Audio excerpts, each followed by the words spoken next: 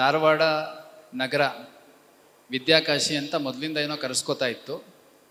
ಆದರೆ ಆ ಒಂದು ವಿದ್ಯಾಕಾಶಿ ಅನ್ನೋ ಪದಕ್ಕೆ ನಿಜವಾದ ಅರ್ಥ ತಂದುಕೊಟ್ಟಿರೋರು ಇಲ್ಲಿ ನೆರೆದಿರುವಂಥ ನೀವೆಲ್ಲರೂ.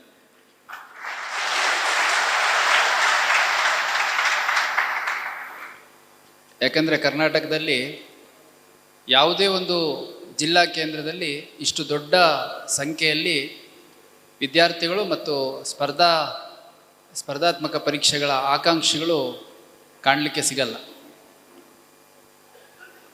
ಇವತ್ತು ಧಾರವಾಡ ಒಂದು ಕಾಂಪಿಟೇಟಿವ್ ಎಕ್ಸಾಮ್ಸ್ ಹಬ್, ಅಂದರೆ ಸ್ಪರ್ಧಾತ್ಮಕ ಪರೀಕ್ಷೆಗಳ ಒಂದು ಭಾಳ ದೊಡ್ಡ ಕೇಂದ್ರವಾಗಿ ಮಾರ್ಪಟ್ಟಿದೆ.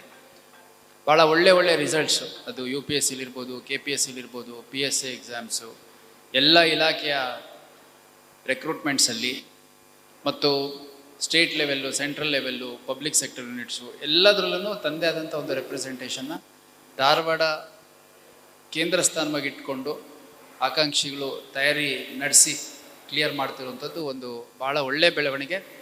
ನಾನು ಈಗಷ್ಟೇ ನಿಮ್ಮೆಲ್ಲ ಅಕಾಡೆಮಿಗಳ ಮುಖ್ಯಸ್ಥರು ಮತ್ತು ಅವರ ರೆಪ್ರೆಸೆಂಟೇಟಿವ್ಸ್ ಜೊತೆ ಒಂದು ಮೀಟಿಂಗ್ ಮಾಡಿದೆ. ಆ ಮೀಟಿಂಗಲ್ಲಿ ಅದೇ ಮಾತನ್ನು ನಾನು ಅವರಿಗೆ ಪುನರುಚ್ಚರಿಸಿದ್ದೇನೆ.